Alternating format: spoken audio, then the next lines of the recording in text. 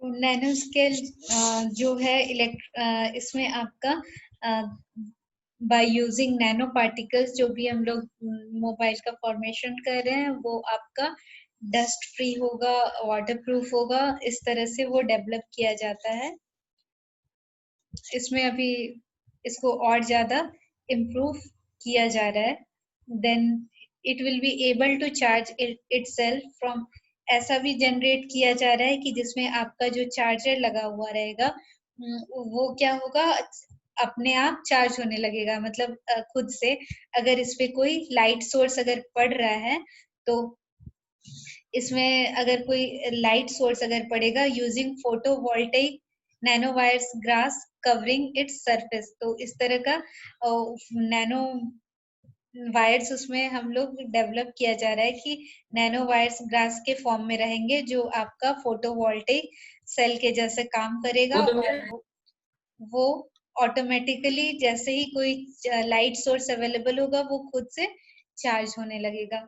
Then nano scale electronics also allow stretching, ये stretching भी allow करेगा क्योंकि नोकिया जैसे कि नैनो स्केल में क्या होता है, आपका मोबाइल भी देखते होगे थोड़ा सा फ्लेक्सिबल आपको लगता है पहले के कंपैरिजन, पहले का उतना फ्लेक्सिबल नहीं था, अभी वाला यूज करोगे तो आपको थोड़ा सा वो फ्लेक्सिबल भी लगता है।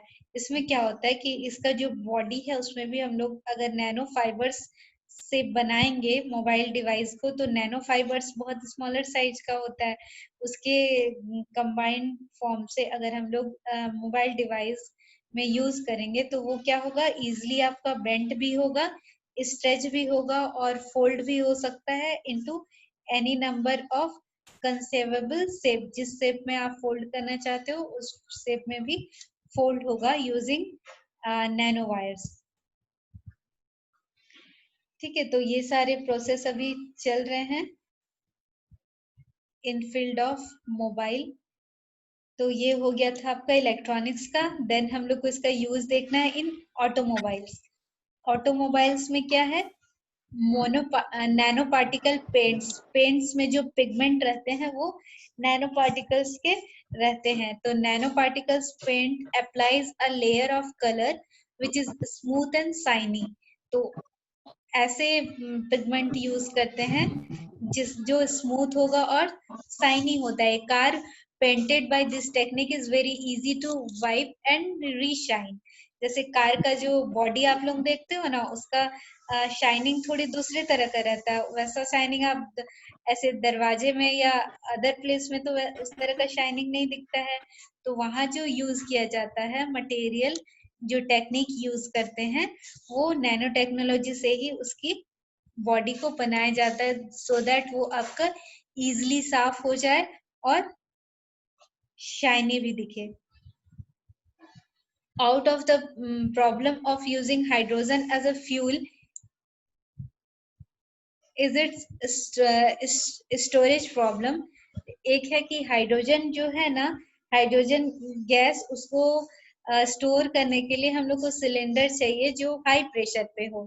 ठीक है, if a metal cylinder is use then the weight of the vehicle increase. तो अगर हाई प्रेशर हम लोग को जनरेट करना होगा तो ऐसा मेटल यूज करना होगा जिसका वेट ज्यादा रहे। तो अगर हम लोग ऐसे हाई प्रेशर वाले सिलेंडर यूज करेंगे तो क्या होगा, व्हीकल का वेट बढ़ जाएगा, उससे माइलेज कम देगा। ठीक है, गाड़ी आपका माइलेज कम देगा। तो इस प्रॉब्लम को भी सॉल्व किया जा सकता है बाय स्टोरिंग दिस हाइड्रोजन। ये जो हाइड्रोजन है उसको अगर हम लोग नैनो सिलेंडर्स में या कार्बन नैनो ट्यूब में अगर स्टोरेज करते हैं तो फिर आपका ये प्रॉब्लम सॉल्व हो सकता है। देन आपका गाड़ी का माइलेज भी ज्यादा रहेगा क्योंकि ये नैनो सिलेंडर्स जो है जिससे नैनो ट्यूब्स बने होते हैं, मतलब ग्राफीन के सिलेंडर, वो क्या है, लाइट वेटेड है, वेट कम रहेगा। देन आपका गाड़ी का माइलेज भी ज्यादा देगा। तो यहाँ पे वो यूज किया जा रहा है in automobiles. Then nano technology to reduce air pollution, air pollution को कम करने के लिए भी इसका यूज कर रहे हैं। इसको इन्वायरमेंट में भी आप लिख सकते हैं, ठीक है। ये जो एयर पॉल्यूशन रिड्यूस करने का है, ये इन्वायरमेंट एप्लीकेशन में भी आता है। A catalyst is used to accelerate a chemical reaction effectively at low temperature. Chemistry में आप लोग कैटलिस्ट पढ़े हो, कैटलिस्ट क्या होता है? कैटलिस्ट क्या करता है किसी केमिकल रिएक्शन में? मैम रेट ऑफ रिएक्शन को इंक्रीज करता है। हाँ, रेट ऑफ रिएक्शन को इंक्रीज करता है। तो ऐसे तो जनरल हम लोग जो कैटलिस्ट यूज करते हैं वो बिगर साइज होता है, तो उसका पूरा एरिया जो है आपका, जो भी केमिकल में यूज कर रहे हैं, केमिकल रिएक्शन के जो भी कंपोनेंट है उसमें जहाँ यूज कर रहे हैं वो पूरी तरह से उसके कांटेक्ट में नहीं आ पाता है, ठीक है। तो कैटलिस्ट जनरल हम लोग यूज करते हैं केमिकल रिएक्शन लो टेम्परेचर पे उसके रेट को बढ़ाने के लिए। तो अगर ये कैटलिस्ट हम लोग नैनो पार्टिकल से बनाते हैं तो इसका क्या होगा, have greater surface area to interact and hence it is efficient catalyst which produce less harmful gases. अगर हम लोग नैनो पार्टिकल यूज करेंगे तो नैनो पार्टिकल्स का जो पूरा एरिया है, सरफेस एरिया, वो ग्रेटर सरफेस एरिया आपका कांटेक्ट में रहेगा जिस केमिकल रिएक्शन में आप उसको यूज करना चाहते हो, वहां पे अगर आप नैनो पार्टिकल्स वाले कैटलिस्ट यूज करोगे तो वो अच्छा रिजल्ट देगा और उसमें हार्मफुल गैसेस भी नहीं निकलेंगे। तो ये इन्वायरमेंट के लिए भी अच्छा है।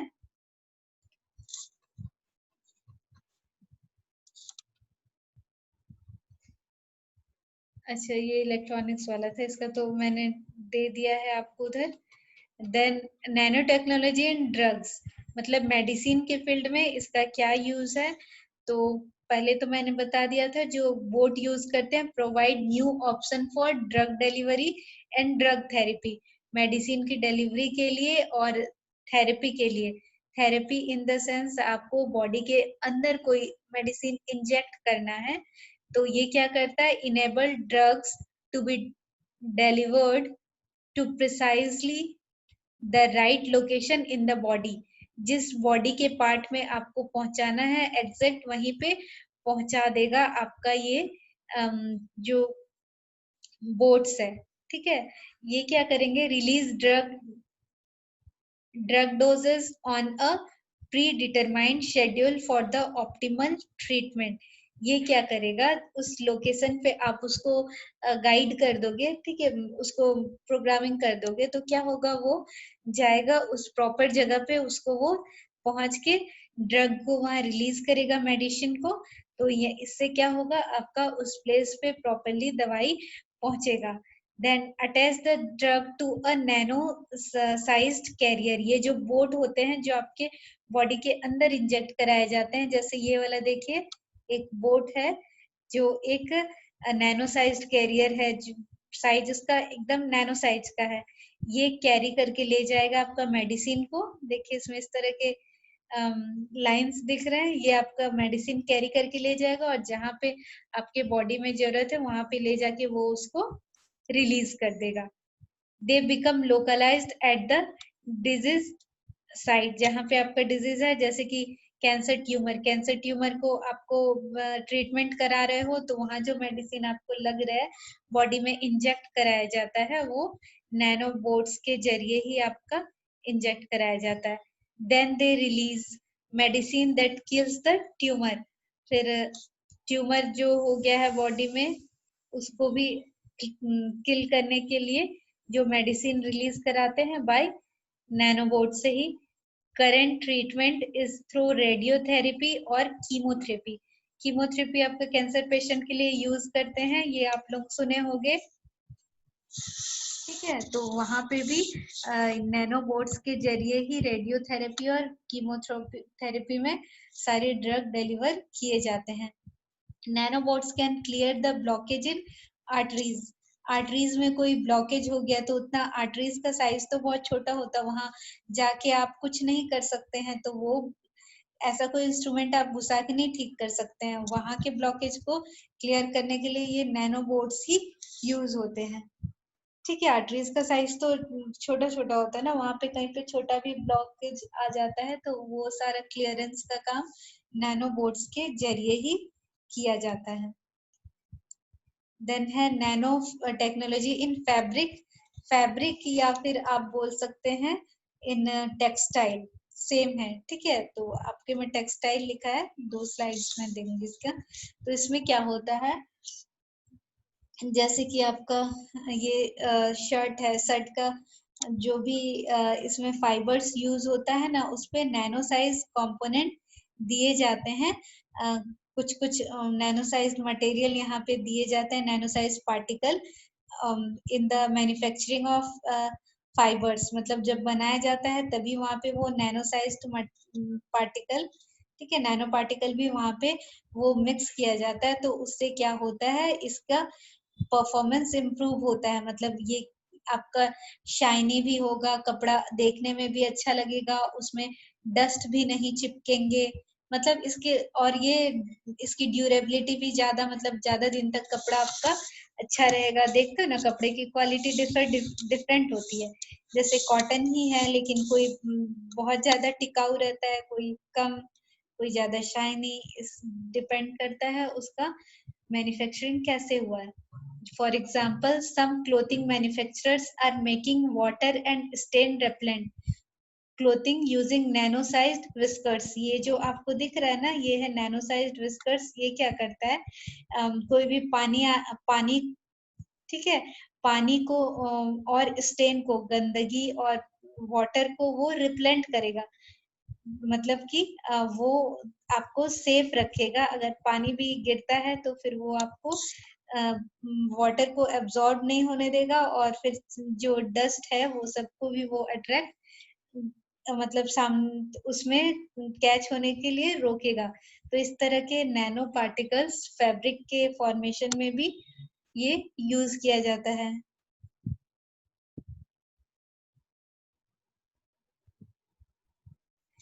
In manufacturing of bullet proof jackets, bullet proof jackets में भी ये यूज होते हैं, सो दैट आपके जो बुलेट्स है वो बॉडी के अंदर नहीं जा पाते हैं।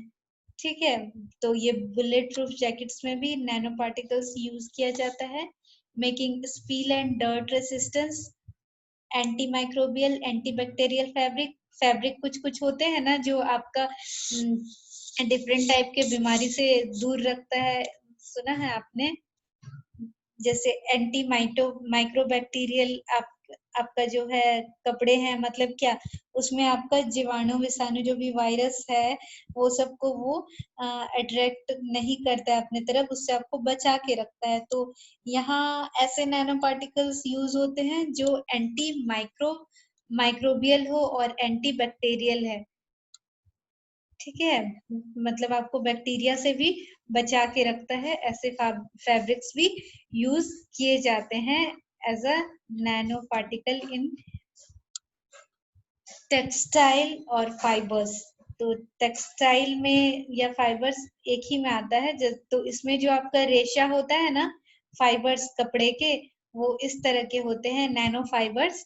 ठीक है, मैं क्लोथ क्लोथ को क्या करते हैं ये nano fibres, water and stain repellent और रिंकल फ्री, वो वाटर को भी नहीं एब्जॉर्ब करते हैं, गंदगी को भी दूर रखते हैं, और रिंकल्स भी उसमें ज्यादा नहीं पड़ते। कुछ कुछ कपड़े होते हैं ना जिसमें आप जितना भी मोड़ दो लेकिन रिंकल्स उतना नहीं होता है।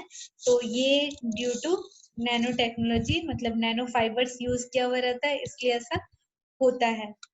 Then textile with a nano technology finish can be washed less frequently and at lower temperature, कम टेम्परेचर पे भी, और इसको आप जो भी नैनो टेक्नोलॉजी से टेक्सटाइल बनता है तो वो आपका लोअर टेम्परेचर पे भी आप उसको वॉश करते हो फ्रिक्वेंटली। ठीक है, can be wash less frequently.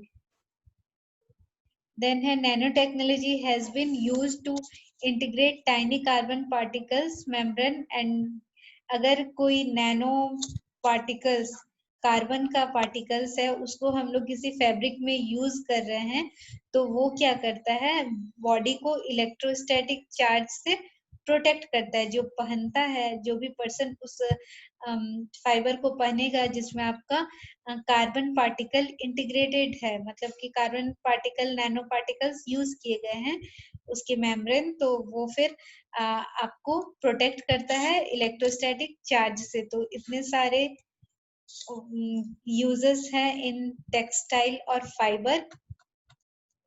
Then आता है एप्लीकेशन इन कॉस्मेटिक। कॉस्मेटिक में इनका क्या यूज है, तो nano based colour is used in hair cream. जैसे हेयर क्रीम, जैसे आप लोग हेयर क्रीम और gel which gives a shiny effect. आप हेयर में लगाते हो ना डिफरेंट टाइप ऑफ क्रीम्स या डाइंग एजेंट, अलग अलग कलर करने के लिए जो कलर्स यूज होता है, जेल्स यूज करते हैं, तो वो क्या करता है, आपका नैनो पार्टिकल्स है बहुत क्लोज रहते हैं, तो उसको अप्लाई करने से क्या होगा, वो आपको शाइनी इफेक्ट देता है। और उस अगर आप कलर यूज करते हो तो उस पिगमेंट के कारण आपका हेयर भी कलर होता है। तो यहाँ आपका हेयर के क्रीम में या जेल में ये यूज किया जाता है। देन आप यूज करते होगे डेली लाइफ में सनस्क्रीन वगैरह, तो वो जो सनस्क्रीन होता है वो क्या करता है, अल्ट्रावायलेट लाइट को, यूवी लाइट को वो उससे प्रोटेक्ट करता है आपके स्किन को। वो उसमें क्या होता है, जिंक ऑक्साइड का नैनो पार्टिकल्स होता है उसमें, जो कि आपका अल्ट्रावायलेट लाइट को एब्जॉर्ब कर लेता है और आपका स्किन को प्रोटेक्ट करता है फ्रॉम द सनलाइट। तो सनस्क्रीन भी आते हैं, पाउडर भी आते हैं अल्ट्रा यूवी रे प्रोटेक्शन वाला, तो उसमें ये सब चीजें नैनो पार्टिकल्स उसके मिक्स रहते हैं। आपके पास अगर कोई प्रोडक्ट होगा तो आप उस पे भी उसके इंग्रेडिएंट को देख सकते हो कि उसमें क्या क्या है। And hence is used in face cream और पाउडर। फेस क्रीम या पाउडर में ये जिंक ऑक्साइड का नैनो पार्टिकल्स रहता है। Because of their nano sized, these particles easily fill up the micro gaps on the face and give a smooth effect. Scattering of light from these nanoparticles of the cream gives a wrinkle-free look. तो इसमें आपके जो nano size particles रहते हैं आपके cream में, वो क्या करते हैं, आपका जो स्किन होता है, स्किन में छोटे छोटे पोर्स है, ठीक है, छोटे छोटे गैप्स है, आपको दिखता होगा स्किन में जो छोटे छोटे पोर्स है आपका, जिसके चलते स्किन स्मूथ नहीं लगता है।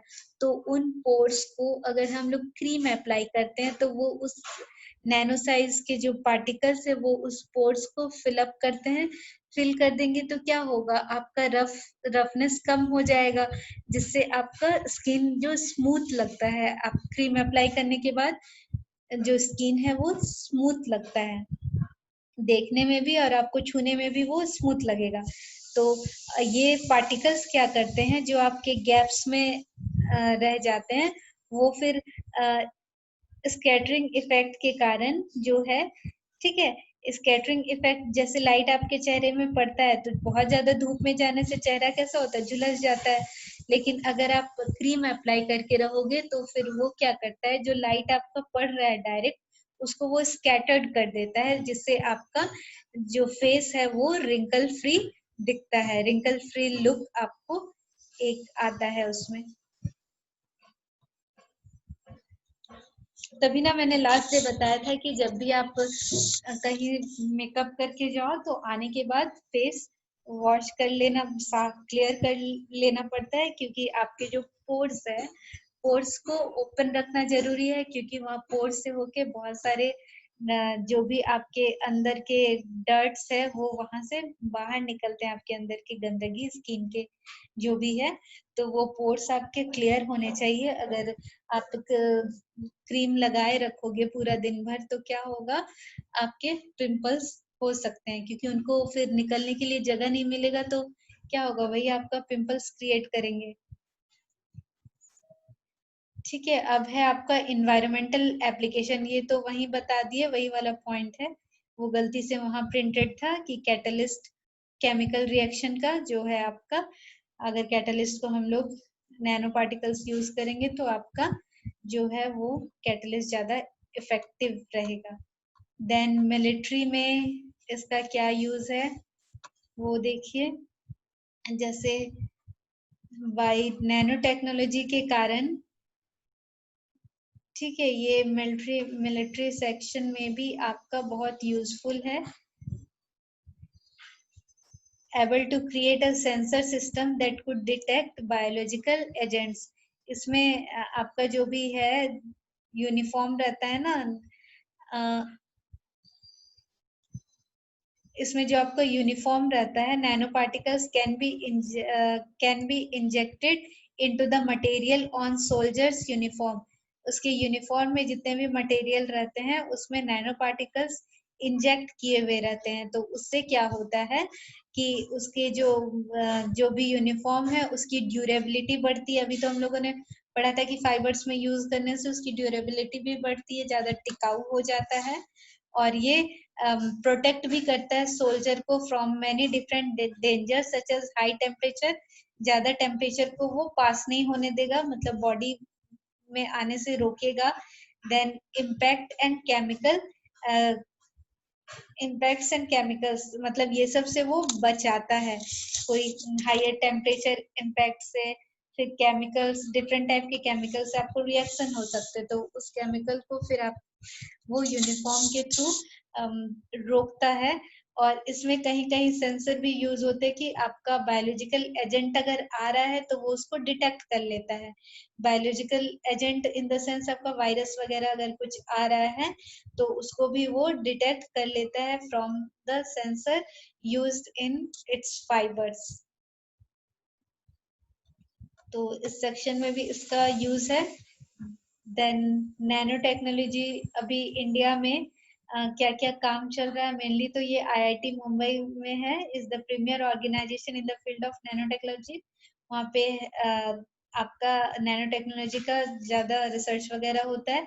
और रिसर्च किस फील्ड में होता है, हेल्थ के सेक्शन में, इन्वायरमेंट में, मेडिसिन में, ये सब पे रिसर्च चलता रहता है कि और हम लोग कैसे इसका और ज्यादा से ज्यादा यूज कर सकते हैं। तो वहां पे भी ये रिसर्च वर्क चलते रहते हैं। स्टार्टिंग इन 2001 के स्टार्टिंग में गवर्नमेंट ऑफ इंडिया ने लॉन्च किया nano science and technology initiative, NSTI को इंडियन गवर्नमेंट ने लॉन्च किया। और 2007 में nano science and technology mission was initiated with the allocation of ₹1000 crore। तो 1000 करोड़ रुपीस इस एनएसटीआई को दिया, जिसमें मिशन ये एक शुरू किया गया, ठीक है, 5 साल के लिए। और उस मिशन में कुछ कुछ ऑब्जेक्टिव्स रखे गए जिनको वो उनको पूरा करना था।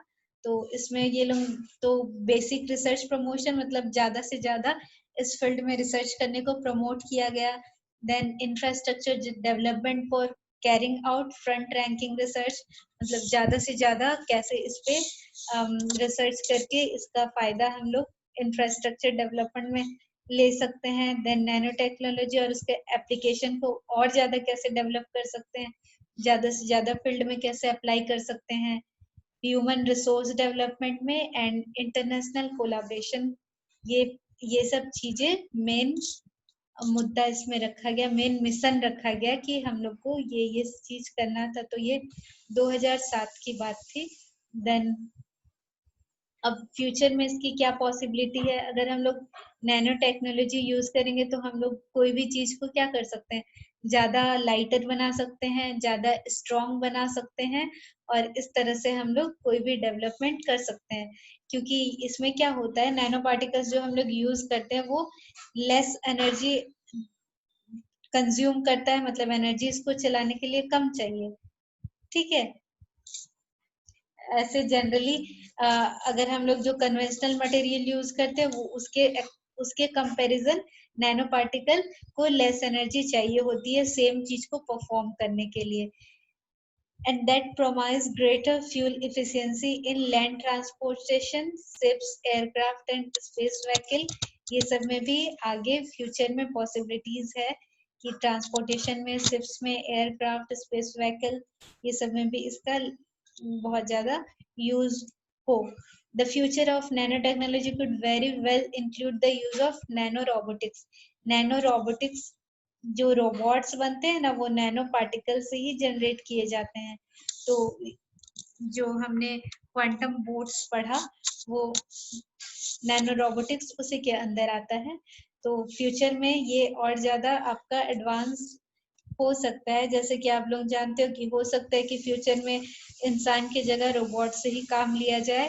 तो मे बी इन फ्यूचर इस फील्ड में भी बहुत ज्यादा काम होगा। These nanorobots have the potential to take the human task as well as tasks that human could never complete. तो रोबोट्स तो जो इंसान काम करता वो तो कर ही लेंगे, और इंसान जो नहीं कर सकता वो भी नैनो रोबोट्स कर सकते हैं। The rebuilding of the depleted ozone layer could potentially be able to perform, और मे भी ऐसा हो सकता है कि जो डिप्लेटेड ओजोन लेयर है उसको भी हम लोग रीबिल्ड कर सकते हैं by using nanorobotics. There would be an entire nanosurgical field to help cure everything from natural aging to diabetes to bone spurs. Diabetes से लेके आपका बोन जो डैमेज हो जाते हैं वहां तक हो सकता है फ्यूचर में कि इस तरह के बहुत सारे सर्जरी जनरेट हो जो आपका ये सारा चीज भी मतलब डायबिटीज और बोन्स के डैमेज को भी वो ठीक कर सके। There would be almost nothing that couldn't be repaired with the introduction of nano surgery. अगर नैनो सर्जरी के फील्ड में भी बहुत ज्यादा डेवलपमेंट होता है तो हो सकता है कि फ्यूचर में ऐसा कोई भी बॉडी के अंदर ऐसा कोई डैमेज नहीं होगा जिसको हम लोग विदाउट सर्जरी ठीक नहीं कर सकते हैं। ठीक है, मतलब नैनो सर्जरी अगर आ जाता है तो बाय नैनो सर्जरी हम लोग छोटे से छोटे डैमेज को भी हम लोग ठीक कर सकते हैं इन फ्यूचर। ऐसा सोचा जा रहा है कि हो सकता है। ठीक है, और इस सारे चीज के कुछ मेरिट्स होते हैं तो कुछ डिमेरिट्स भी होते हैं। तो pitfall of nano technology, pitfalls का एग्जैक्ट मीनिंग होता है कि नैनो टेक्नोलॉजी से आपको क्या खतरा है। पॉजिटिव तो हम लोगों ने इतना इम्पैक्ट देखा, अब नेगेटिव इम्पैक्ट क्या है कि जैसे नैनो पार्टिकल्स जो है वो हम लोग एज अ बोट अगर यूज करते हैं, ठीक है, स्किन में जो हम लोग यूज कर रहे हैं, लंग्स में, डाइजेस्टिव सिस्टम में जो भी आपका ड्रग लेके जा रहा है अंदर, उसमें अगर हम लोग यूज करते हैं तो इसमें जो रेडिकल्स होते हैं ना, फ्री रेडिकल्स, वो क्या करेंगे, सेल डैमेज भी कर सकते हैं क्योंकि ये छोटे छोटे पार्टिकल्स होते हैं ना, तो वो सेल डैमेज होने का भी खतरा हो सकता है। एक बार जो नैनो पार्टिकल आपके बॉडी के अंदर ब्लड में अगर घुल जाता है तो वो ब्लड ब्रेन के बीच का जो बैरियर है उसको भी वो क्रॉस करके डैमेज कर सकता है। The most dangerous nano application used for military purpose is the nano bombs. Nano bombs मतलब आपका स्पेस एंड डिफेंस में जैसे नैनो बॉम्ब क्या होता है, ऐसा बॉम्ब जो बाय सेल्फ हम लोग क्रिएट करते हैं, ठीक है, डेडली वायरस से क्रिएट करते हैं, और ये क्या कर सकता है, पूरा का पूरा कम्युनिटी को बर्बाद कर सकता है, पूरा कंट्री को या फिर पूरा सिविलाइजेशन को खत्म कर सकता है। इसका जीता जाता एग्जाम्पल है आपका ये कोविड-19, जो अभी तक प्रूव नहीं हुआ, लेकिन ये तो चाइना की लैब से ही आपका बना है। तो ये one type of nano bomb है, ठीक है, वायरस के साइज का, क्योंकि वायरस जो डेवलप हो रहा है वायरस का साइज नैनो पार्टिकल के साइज का है ना, नैनो साइज का, तो वो आपका एक तरह से नैनो बम ही है। तो ये मैन मेड वायरस जो है वो क्या होगा, पूरे के पूरे कम्युनिटी, कंट्री और सिविलाइजेशन को ही खत्म कर सकता है। तो कुछ पॉजिटिव इम्पैक्ट है तो कुछ नेगेटिव भी है, अकॉर्डिंग टू यूज। आप लोग कोई पॉजिटिव यूज करते हैं, कोई इसका नेगेटिव भी, जो हमारे लिए खतरा बन सकता है। The nanobots, because of their replicating behavior, they can be big threat for Grego. Grego सुने हो क्या है? मेरी आवाज आ रही है आप लोगों को? Yes ma'am. हाँ, ग्रेगो क्या होता है? नहीं पता मैम। जैसे ऐसा भी रोबोट्स की पॉसिबिलिटी है ना बनने की जो अपने जैसा रोबोट को और क्रिएट करे, जैसे ह्यूमन अपने जैसे ह्यूमन को जनरेट करता है, सिमिलरली रोबोट भी ऐसे बन सकते हैं, ठीक है, जो अपने जैसे और रोबोट को वो डेवलप करें। तो इसमें क्या है कि उसमें आपका प्रोग्रामिंग रहेगा कि इतने टाइम के बाद आप अपने जैसे रोबोट को डेवलप कर सकते। तो इससे क्या होगा, अगर आपने एक बनाया, 1 से 2 होंगे, 2 से 4 होगा, 4 से 8 होगा, इस तरह से ये इंक्रीज करता रहेगा। तो इस रेप्लिकेटिंग बिहेवियर से क्या होगा, अगर ऐसा होगा तो बहुत कम टाइम में भी बहुत ज्यादा रोबोट क्रिएट हो जाएंगे, और बहुत ज्यादा रोबोट क्रिएट होंगे तो इनका कुछ वेट होता है, तो वो वेट क्या होगा, अर्थ पे एक्स्ट्रा हो जाएगा, और वो उससे भी हम लोगों को खतरा है। ठीक है, तो कुछ इसके बेनिफिट भी है और कुछ इसके पिटफॉल्स भी है, ठीक है, डिसएडवांटेज भी है। तो ये हो गया आपका सिलेबस खत्म हो गया। इसमें आपका ये एस चांद बुक का है, ठीक है, ये मंदिरा मैम ने अपने वाले ग्रुप में भेजा है। तो आप जिनको ज्यादा चीज याद करके नहीं रख सकते, वो ऐसे छोटे छोटे आंसर्स लिख सकते हैं, लेकिन जो कर सकते हैं, क्योंकि चैप्टर तो मैंने समझा दिया, बातें आपको समझ में आ गई होगी, ठीक है, तो वहां आप लोग जो भी आंसर करेंगे, थोड़ा अपना आंसर अच्छा से लिखोगे तो वो ज्यादा अच्छा दिखेगा। जैसे नैनोमीटर में ये लिखा है, इसमें आप, मैंने जो व्हाट इज नैनो और नैनो नैनो साइज के कंपेयर का जो लिस्ट था, उसको भी आप यहाँ पे इंक्लूड कर सकते हैं। इसमें ओनली आरबीसी का साइज दिया है, आप हेयर के साथ नैनोमीटर का कंपैरिजन और बाकी जो वहाँ पे लिस्ट में दिया हुआ था उसको यहाँ पे इंक्लूड कर सकते हो। नैनो स्केल तो पता है 1 to 100 नैनोमीटर के रेंज है। नैनो पार्टिकल्स वो भी आपने अभी पढ़ लिया है। Nano material, nano structure materials हो गए हैं सारे। नैनो साइंस, ये सारा कुछ हो चुका है। जनरली आपके सिलेबस में ये 3 ही डेफिनेशन है, नैनोमीटर, नैनो स्केल और नैनो पार्टिकल, ये 3 डेफिनेशन है। उसके बाद एप्लीकेशन है। तो बाकी ये सब जो है आपका नैनो इंजीनियरिंग, ये जो है आपका state properties of nano material, ये आपको नहीं पढ़ना है, ठीक है, ये पहले के सिलेबस में था थोड़ा ज्यादा, तो पहले वाले बुक का है। बाकी एप्लीकेशन, जो ज्यादा पॉइंट्स नहीं लिख सकते हैं वो ये छोटे छोटे पॉइंट्स को रख सकते हैं, और जो एबल है ज्यादा से ज्यादा पॉइंट्स आप याद रख सकते हैं, तो यहाँ पे वो इंक्लूड कर सकते हैं, ठीक है। जैसे यहाँ पे एकदम शॉर्ट में सब खत्म कर दिया है ना, drug delivery, effective detection of cancer, तो ये हो तो जनरल हो गया।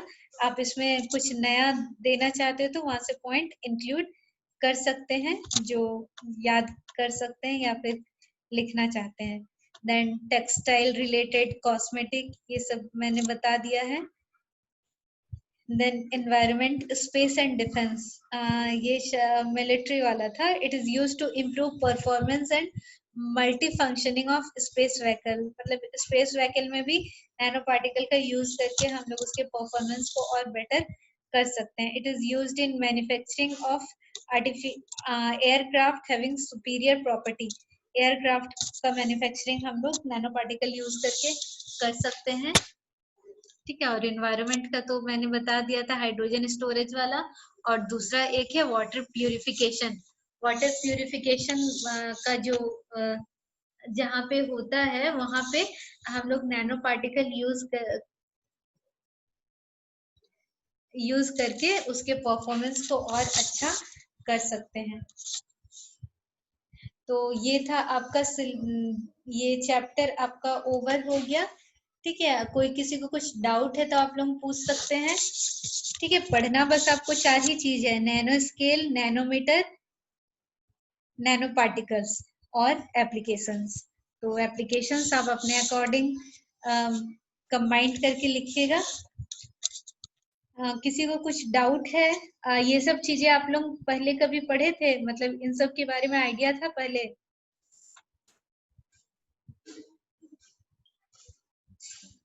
No ma'am. No ma'am.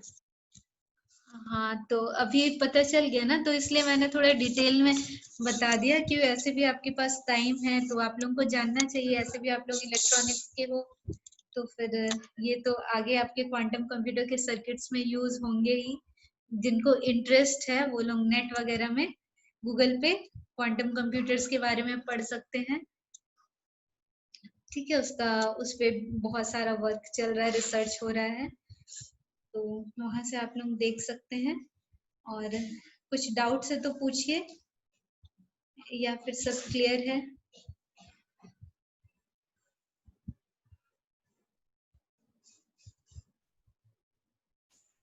कुछ पूछना है किसी को भी?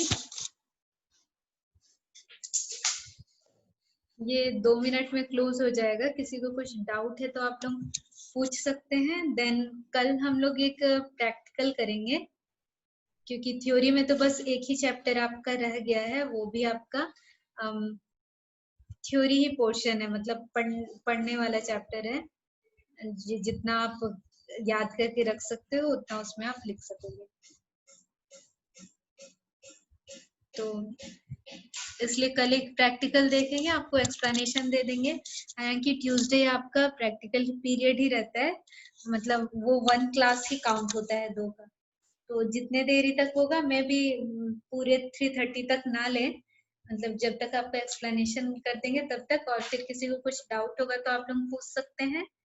और जब पूरा पोर्शन आपका खत्म हो जाएगा तो हम लोग चैप्टर वाइज रिवीजन करेंगे, जिसमें आप पढ़ के आओगे और मैं यहाँ पे आप लोग से क्वेश्चन पूछूंगी, और आप लोग जो आंसर करोगे वो मुझे यहाँ चैट में मुझे प्राइवेट मैसेज में करोगे, सो दैट आपको एक दूसरे का आंसर नहीं पता चलेगा। तो आपका इसमें प्रिपरेशन भी हो जाएगा एग्जाम के लिए। ठीक है, क्योंकि सिलेबस खत्म करना मेरा काम है, बाकी आपका काम है उसको समझना और अच्छे से उसको प्रिपेयर करना। तो आप लोगों ने कितना सीखा, कितना समझा, वो फिर मुझे पता चलेगा आपके आंसर के थ्रू। ओके देन, ये आपका बंद हो जाएगा। किसी को कुछ पूछना है तो पूछ सकते हैं, अदरवाइज आप लोग लीव कर सकते हैं। 1 मिनट से भी कम है अभी। अच्छा, मैम एप्लीकेशन हाँ, मैम एप्लीकेशन इन कॉस्मेटिक्स नहीं समझ में आया हमको। कॉस्मेटिक जो आप क्रीम वगैरह यूज करते हैं ना, उसमें नैनो पार्टिकल यूज किया जाता है। जैसे डाई वाले में, हेयर क्रीम में उसके पिगमेंट यूज किए जाते हैं फॉर प्रॉपर कलर, और सनस्क्रीन में वो नैनो पार्टिकल्स यूज किया जाता है आपका, जो आपके पोर